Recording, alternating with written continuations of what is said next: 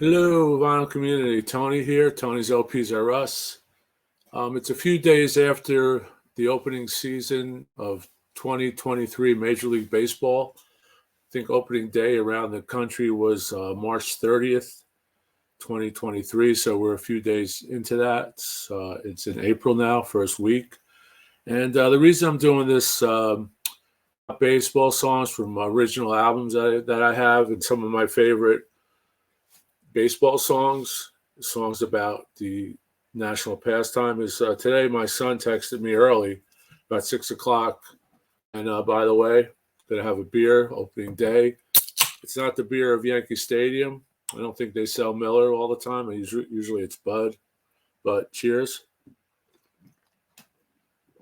So he texted me, he said, Dad, you want to go to the stadium, Yankee Stadium, this Wednesday with the grandkids. We'll take the train to the Bronx.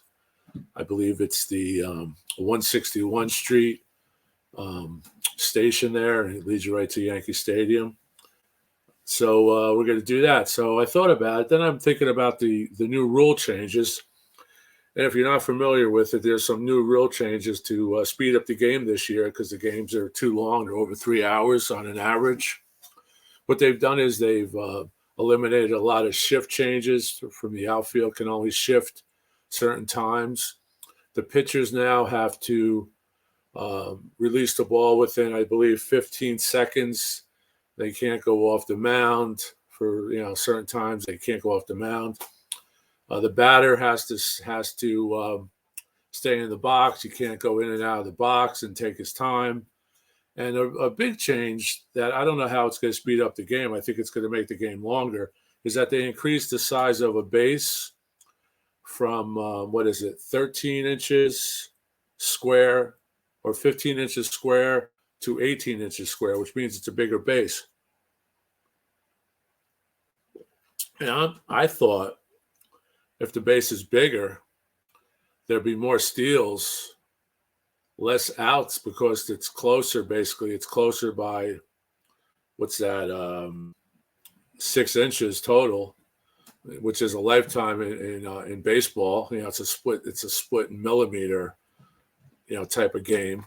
So I think that's going to increase the length of the game because there'll be more offense. But so then I started thinking about my channel, and I'm thought, okay, I'll do a quick video on some of my top songs about baseball. So here we go. And I've got E with me. He's got his Yankee cap on. Got my Yankee cap on. He's got the championship cap on from one of the World Series. So he is not going to talk because, like I said before, that would be a copyright strike within YouTube's rules. So we can't use that.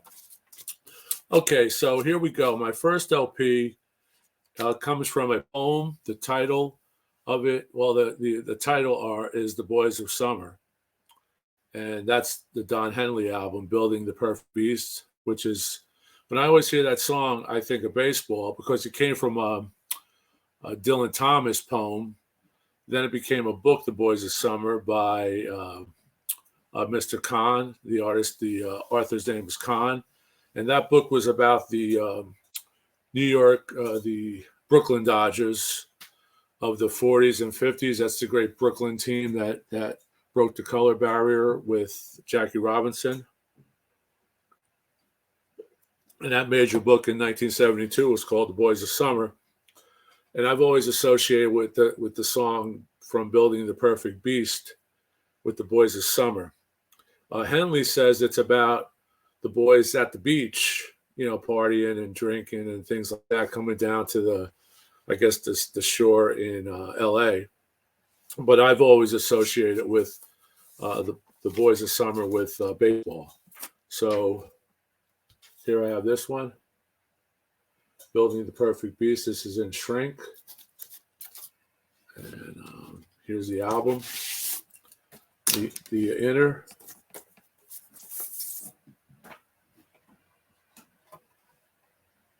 And the next I associate with baseball, of course, is this one here with, let's see, Bookends, Paul Simon, Art Garfunkel.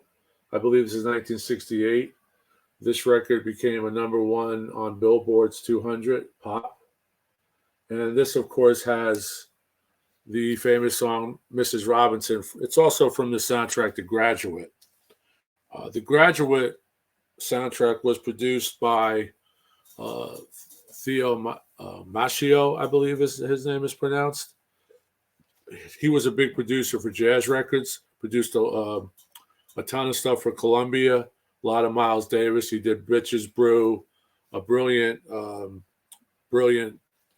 producer, engineer, a record executive.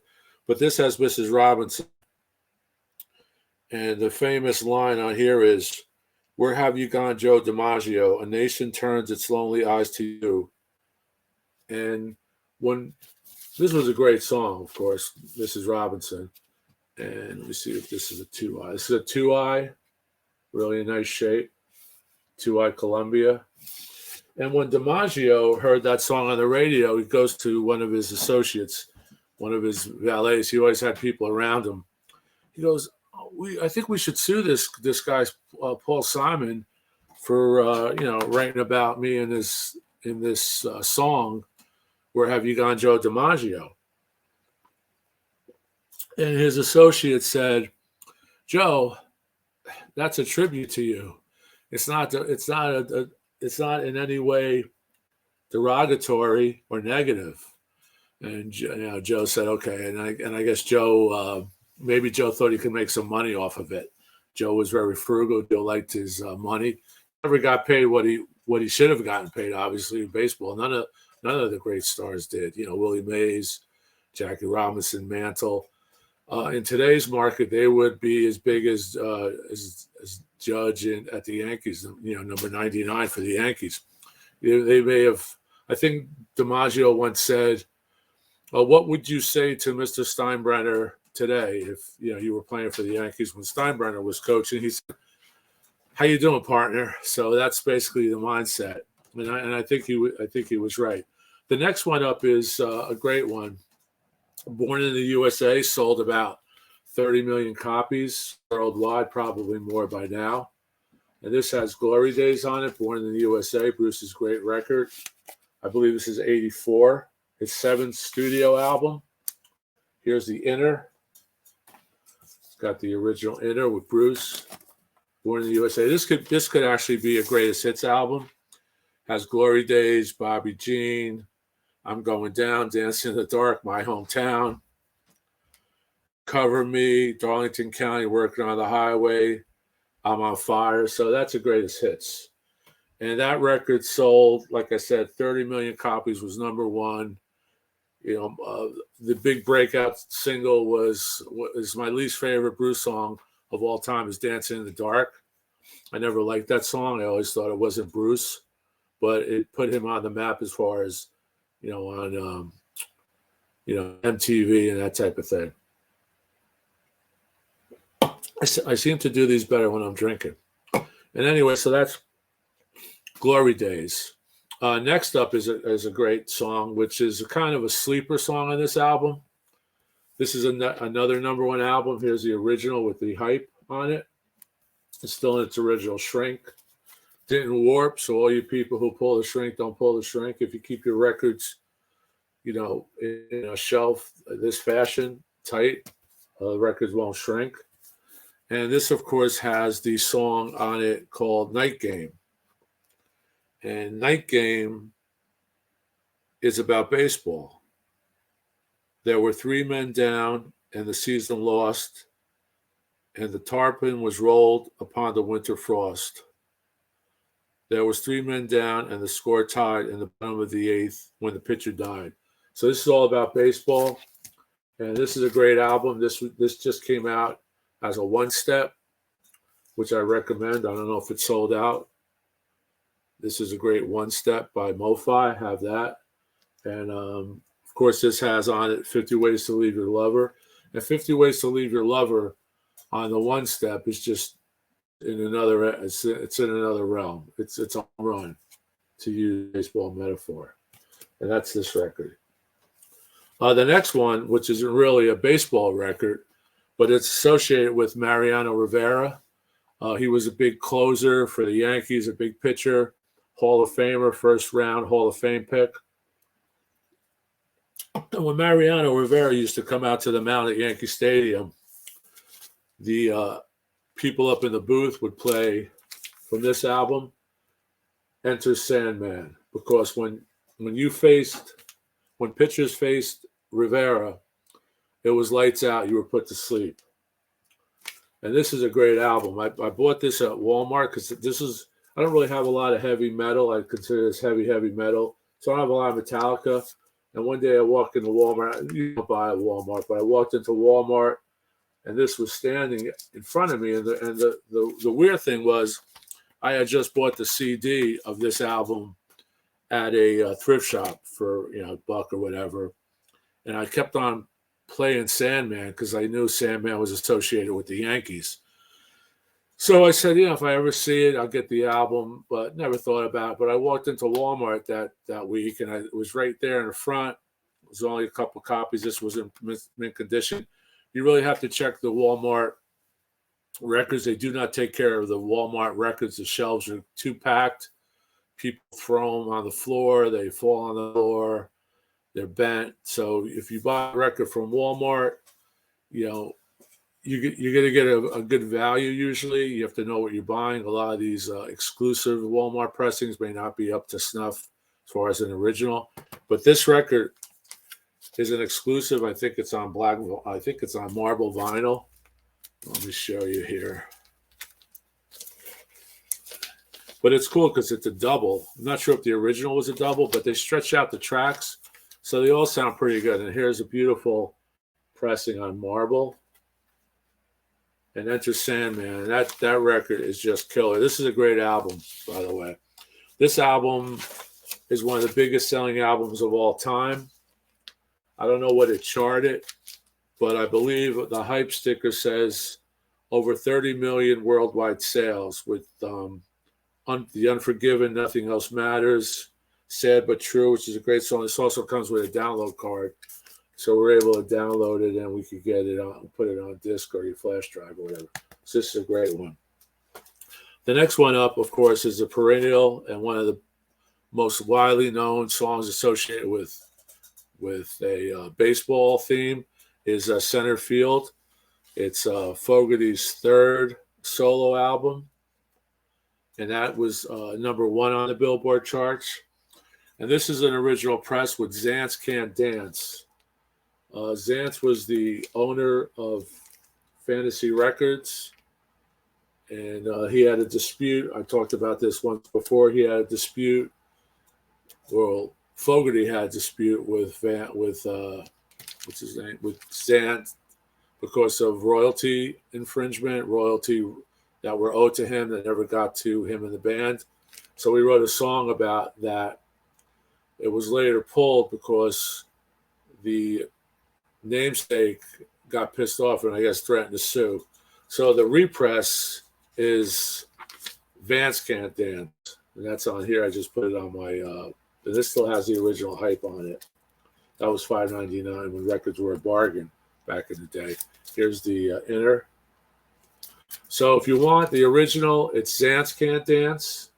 The reissue, which I believe came out in the second or third pressing, is Vance Can't Dance. But this has Center Field, and Center Field, like I said, is the ultimate. I also did a short a few moments ago that I highlighted Center Field. I showed them autographs I have, which is back there, Mickey Mantle and Joe DiMaggio, one of my prized autographs. I bought those when those guys were still alive, so it's I bought it from a reputable autograph dealer. So that's it. That's my picks for top baseball songs from original albums, and they're all great. Some of them are sleepers, like The Boys of Summer, Enter Sandman, Night Game by Paul Simon. They're associated with baseball in my mind. They may not be associated fully in all of you. And I'm sure there's a ton of baseball songs from the 40s, 50s, and back further. and then there's a ton past the 50s. But these are just some contemporary ones that I seem to have in my collection. But I usually do a segment where I pick an OG album or an OG record that I think has audiophile qualities that you should really try to find. It'll make your stereo system really sound great. It's a great demo. And that's these albums. These are 12-inch, 33 1/3 promos. Center field. But I think I forgot one album that I have to go back to. It just dawned on me. My top pick for this segment, which is 1978 DION's comeback record, Return of the Wanderer. This record is so good. This is a promo. It's a white label promo, as you can see. And believe it or not, I got this at a record store in Pennsylvania for 99 cents as a promo. But this has a song that I want everyone to go on YouTube and listen to it. And, you'll get the chills. It's called, let me get the correct title, I Used to Be a Brooklyn Dodger. Let me see here. I Used to Be a Brooklyn Dodger. It tracks at 4 minutes. It's the first track on side 2, right there. And I used to be a Brooklyn Dodger. Dion was from Brooklyn, and I guess he was a Brooklyn Dodger fan because he grew up with the Brooklyn Dodgers left New York and went to L.A. and it broke so many hearts. People used to say the Mets should have went to L.A. and the Brooklyn Dodgers should have stayed in New York. But that's my number one, my favorite record I associate with baseball.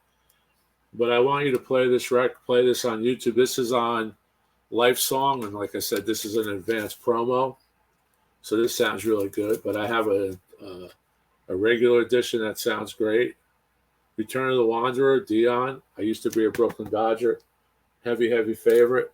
So getting back to my two picks from my OG pressings that sound great, and that would be these 12-inch 33s. These are also promos, promotional copies, not for sale. Rock and Roll Girls, taken from Center Field and Center Field. And Center Field, of course, we talked about. I also have the promo of The Old Man Down the Road, which is in mono and stereo on this. And this is also a promo. And these both sound great. If on the Warner Brothers label, if you could find these at used record stores or on eBay or whatever with Discogs, you usually won't find these in the wild. I'm not sure how many of these were pressed, but that's my OG pressing, and it's based on the theme of today. So Center Field. And again, I hope you enjoyed this segment. If there's any questions, if you have anything that I did incorrectly or pointed out incorrectly, please let me know, and we'll keep rocking. And cheers, stay safe. And so Wednesday, I'm going to go see the Yankees at Yankee Stadium, and they're playing interleague play. They're playing the great Phillies. So hopefully I'll see some of my friends that are Philly fans that live in this area. They're Philly fans. There's, Met fans, Yankee fans, and things. We've always been Yankee fans. Got the shirt here. So we're going to go see Wednesday morning. We're going to a game. We're going to take the train into the Bronx with my grandsons and my son. It should be a fun day. And I thank everybody for stopping by. If you can, subscribe. And I wanted to just say, thanks for all the people who have, and thanks for all the great comments. And happy baseball. Have a great season. I hope your team comes out number one and they make it to the series. Cheers. Keep rocking.